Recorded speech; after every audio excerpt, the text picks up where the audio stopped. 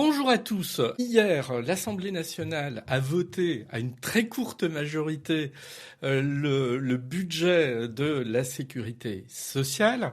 Et il se passe une chose, c'est que comme il y a eu une focalisation assez importante sur le plan médiatique sur ce vote, on a l'impression que c'est terminé. Ben non, c'est loin d'être terminé.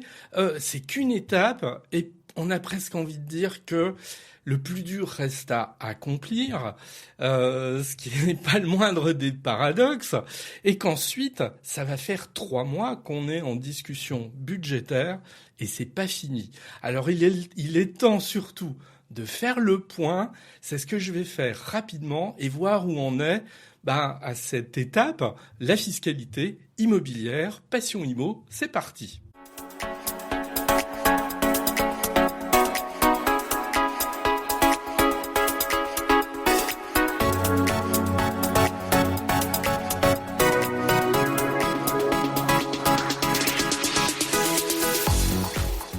Alors, le moins qu'on puisse dire, c'est que la sécurité sociale qui fête ses 80 ans, elle n'est pas en très bonne forme financière parce que on va se retrouver avec un déficit qui est proche de 20 milliards à peu près. Voilà, 20 milliards après ce vote qui vient d'être effectué. Donc 20 milliards, c'est beaucoup. Vu notre situation budgétaire, on pourrait s'en passer, mais finalement, on ne s'en passe pas. Alors, problématique tout ça. Pourquoi c'est problématique? Parce que finalement, moi je trouve le Monde a titré hier un article en disant que le gouvernement Le Cornu s'en était plutôt bien sorti et que en fin de compte on avait évité les blocages. Bon, manière de voir, oui, je suis d'accord, mais à quel prix? Alors pourquoi, à quel prix? Parce que bon, je vais pas à faire de l'analyse politique, c'est pas du tout ce que vous attendez, mais à quel prix? Parce que finalement, on a un budget de la sécurité sociale qui est fait de briques et de broc, qui, pour satisfaire tout le monde, en fin de compte, ne satisfait pas grand monde, et en tout cas ne satisfait pas des objectifs d'équilibre. On en est loin, mais en tout cas des objectifs qui consisteraient à essayer progressivement de renouer avec une meilleure santé financière. Parce que ce qui s'est passé, c'est que le gouvernement, Le Cornu, et je lui en fais même pas le reproche parce que je pense que dans des circonstances identiques, n'importe quel gouvernement aurait fait la même chose. Pas de majorité, on essaie de sauver finalement la situation. Le gouvernement Le Cornu, qui avait tenté dans un premier temps de proposer des solutions d'économie, je peux en citer quelques-unes, le gel des pensions de prestations sociales, une taxe sur les chèques vacances, le gel du barème de la CSG, etc. Bon voilà, pas grand monde en a voulu en fin de compte. Alors évidemment, personne va faire le reproche, c'est des mauvaises nouvelles. Donc si jamais on doit retourner devant les électeurs, et c'est un peu ce que chaque député a en tête pour les mois qui viennent, il n'a pas envie de présenter ce type de vote auprès de ses électeurs. Bon, toujours est-il qu'à force finalement de vouloir rallier un maximum de parlementaires, le gouvernement finalement il a lâché la bride sur les dépenses et on a évité de les freiner comme c'était prévu.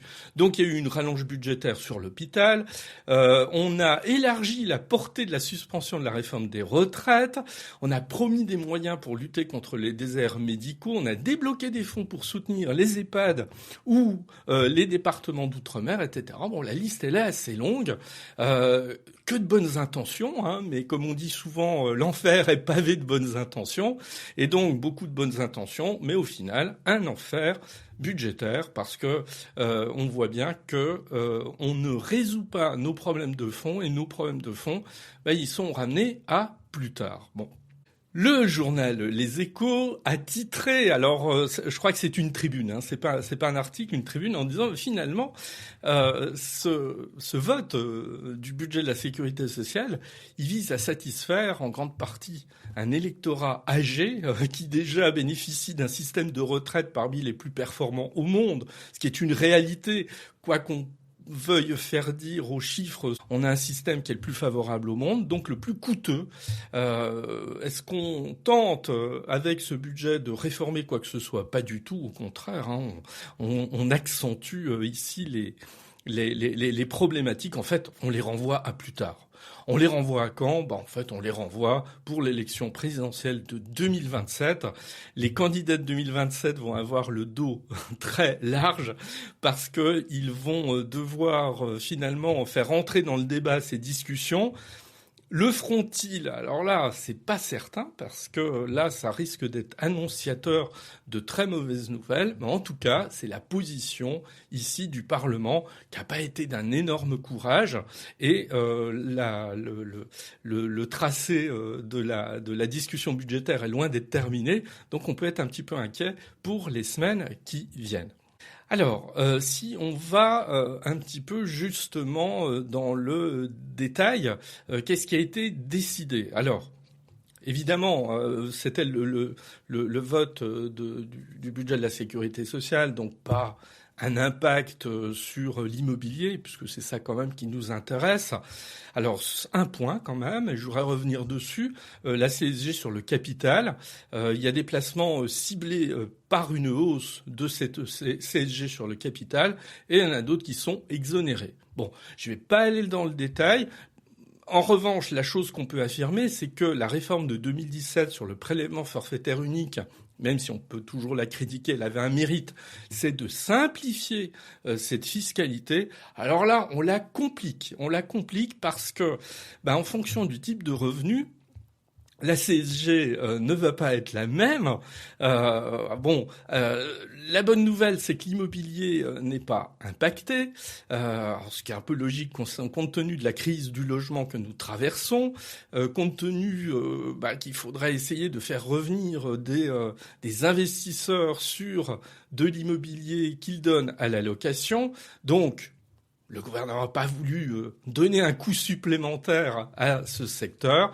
Donc, la pierre, d'une manière générale, elle échappe à cette hausse de la CSG, aussi bien sur les revenus fonciers que sur les plus-values immobilières.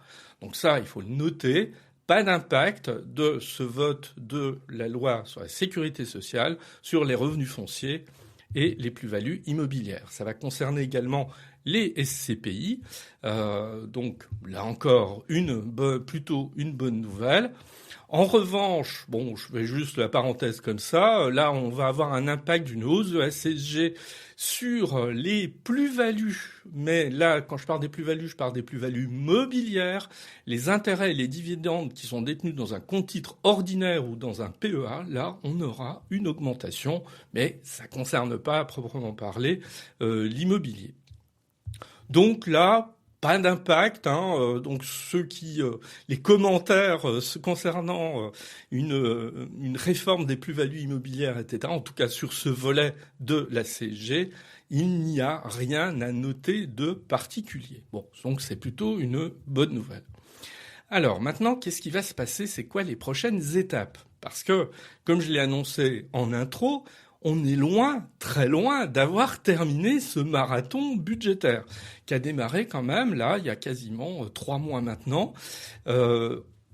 Je souligne une chose quand même, c'est que logiquement, là, nous sommes, au moment où j'enregistre cet épisode, nous sommes le 10 décembre. Normalement, il n'y a plus que 20 jours pour examiner le projet de loi sur la sécurité sociale et le projet de loi de finances.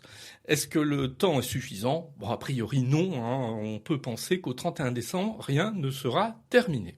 Concernant le PLFSS, donc, qui vient d'être voté par les députés en deuxième lecture hier, c'est pas fini parce que le texte il est reparti au Sénat.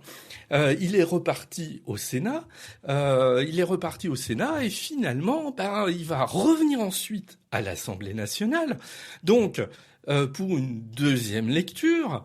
Donc vous voyez que là, les difficultés du gouvernement pour essayer de négocier le vote des députés pour une adoption du PLFSS, ça va repartir, on va se retrouver de nouveau confronté à ça. En revanche, les choses devraient s'accélérer parce que selon des informations concordantes, les débats au Sénat du PLFSS qui devra reprendre ce vendredi ne devraient durer que quelques heures parce que il y a un élément de procédure qui devrait être mis en avant qui consiste à poser une question préalable au début du vote et d'évacuer toute discussion de détail de l'ensemble du texte. Donc il devrait retourner très très vite à l'Assemblée nationale la semaine prochaine. Bon voilà, la date elle reste encore à confirmer, mais normalement autour du 16 décembre. Mais ça, c'est le projet de loi de financement de la sécurité sociale. Maintenant, je vais dire quelques mots sur le budget de l'État, parce que là, c'est pas le budget de l'État, ce qui vient d'être voté hier à l'Assemblée nationale. Alors, le projet de loi de finances, autant la discussion sur le financement de la sécurité sociale a été ardue, et celui sur le projet de loi de finances devrait l'être encore davantage. Parce que là, il y a vraiment de très grosses discordances. On voit que des partis, comme le Parti socialiste, qui ont été plutôt conciliants pour voter le PLFSS, sont davantage réticents concernant le projet de loi de finances. Donc ça fait partie de ces éléments qu'il faudra surveiller avec attention. On a un projet de loi de finances qui a été largement modifié par les sénateurs. Donc logique, les sénateurs sont davantage à droite que l'Assemblée nationale. Donc ils ont fait bouger les lignes de ce projet de loi de finances davantage à droite. Et on aura un vote solennel du Sénat ce lundi, le 15 décembre. Ensuite, qu'est-ce qui va se passer ? Le projet de loi de finances va être discuté en commission mixte paritaire. On a la date, le 19 décembre. Qu'est-ce qui va se passer ? On va réunir en conclave, puisque c'est le mot un peu à la mode maintenant, 7 députés, 7 sénateurs, et ils vont tenter de trouver un rapprochement entre le texte du Sénat et le texte de l'Assemblée nationale.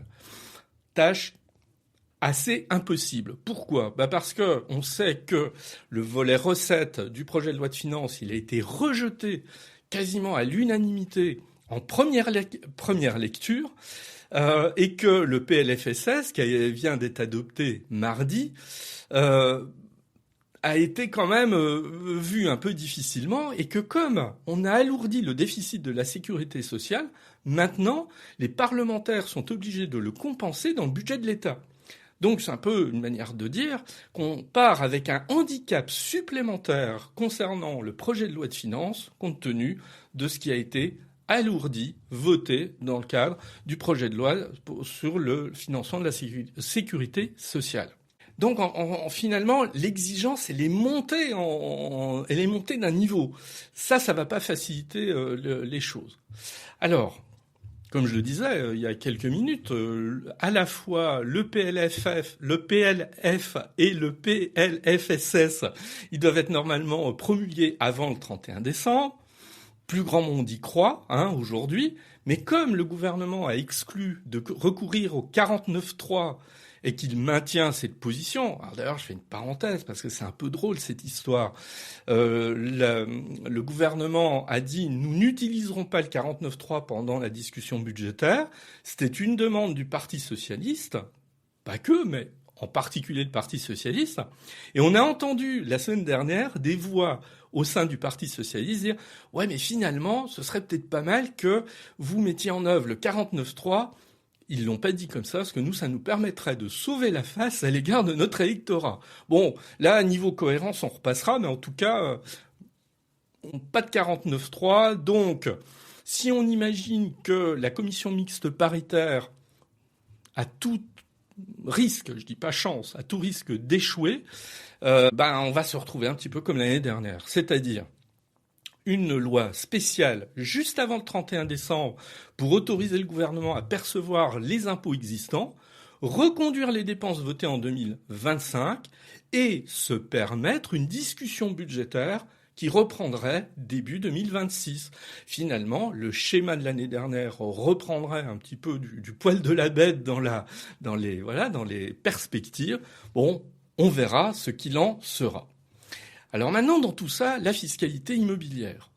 notre fameux serpent de mer, qui est une sorte d'arlésienne, dont j'ai parlé très souvent, le statut du bailleur privé. Alors, voilà, statut du bailleur privé, où il en est. Bon, il est mal en point, hein, le statut du bailleur privé. Je rappelle qu'il est destiné à relancer l'investissement locatif privé, qui est en difficulté très sérieuse. On avait eu un rapport parlementaire au mois de juin, plutôt très incitatif, largement reconnu par la profession. Ce qui s'est passé dans les discussions de ces dernières semaines, c'est qu'on a prévu un statut du bailleur privé très en retrait par rapport à ce qui avait été présenté initialement. Tout le monde fait un peu la tête, voilà. Je vais d'autant moins rentrer dans le détail des mesures qu'on ne sait pas si ces mesures seront celles dans la version définitive. Donc, raison gardons. Mais en tout cas, ça a été fraîchement accueilli. Notamment, hein, il y a un calcul qui a été fait. Alors, je crois que c'est par la FNAIM, je sais plus. Enfin bon, non, c'est pas la FNAIM, je dis une bêtise, ici c'est la Fédération des promoteurs immobiliers qui a fait ces petits calculs en disant si on adopte aujourd'hui ce statut du bailleur privé, ça procurera une rentabilité en moyenne de 1,6%. Alors 1,6%, effectivement, c'est extrêmement faible. Le compte n'y est pas. C'est pas avec 1,6% de rentabilité, si par exemple vous avez emprunté à 3 ou 3,5%, que ça va vous inciter à aller dans le cadre de ce statut du bailleur privé. Pour le dire très franchement et de manière un peu simpliste, parce que je ne veux pas rentrer dans les détails ici, ce statut du bailleur privé à date du 10 décembre, il ne tient pas la route, il est extrêmement faible et il ne procurera pas les effets attendus, en tout cas les effets que l'on pouvait supposer dans la première mouture présentée au mois de juin dernier par 2 parlementaires qui avaient travaillé sur cette question. Et là-dessus, les professionnels sont vent debout contre cette mouture telle qu'elle est actuellement, à l'état de brouillon, hein, j'insiste bien, à l'état de brouillon. Voilà, tout le monde proteste évidemment contre quelque chose qui manque singulièrement d'ambition. Et on rappelle une chose, c'est l'Alliance pour le logement qui a rappelé cette règle d'une simplicité peut-être pas excessive, hein, mais qui est très réelle. Sans propriétaire bailleur, il n'y a pas de locataire.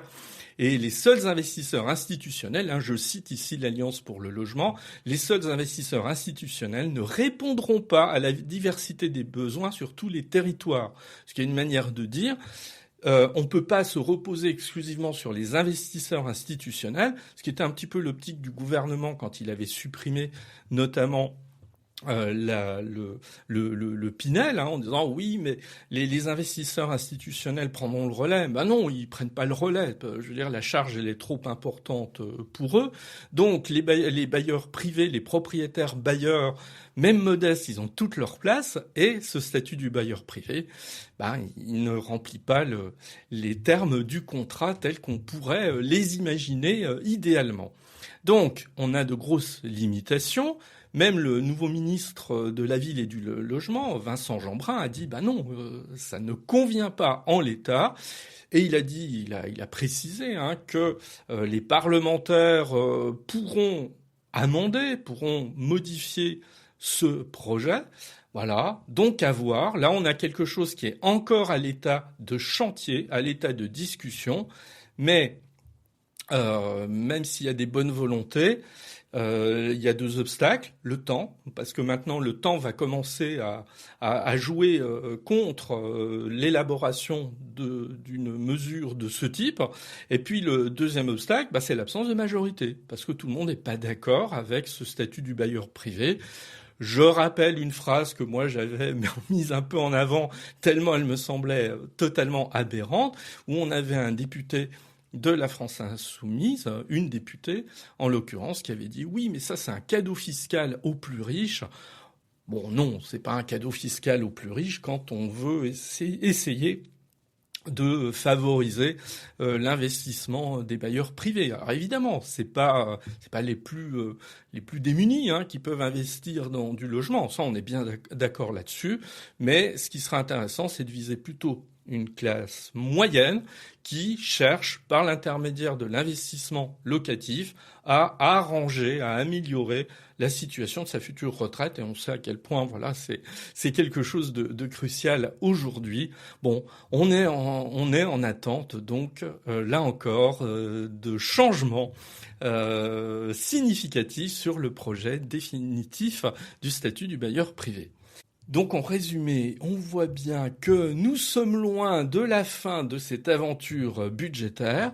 Elle est un peu longue, oui, je pense même qu'elle est trop longue, qu'elle est trop complexe, parce que toute cette navette parlementaire, tout ce fonctionnement, toutes ces procédures qui ont largement leur place dans une Assemblée nationale et un Sénat avec de fortes majorités telles qu'on l'a connu sous la Ve République, ça fonctionne plus très bien quand on a des majorités, plutôt des absences de majorité comme on la vit aujourd'hui. Donc ça, c'est une autre question qui a été posée par certains. Ne faudrait-il pas faire évoluer nos règles de vote de la loi de finances pour la rendre un petit peu plus efficace, la rationaliser en quelque sorte, parce que voilà, ça ne correspond plus tout à fait au goût du jour. Donc, on est encore en attente, voilà, mais il me semble intéressant de faire ce point rapide pour poser les choses et finalement ne rien conclure.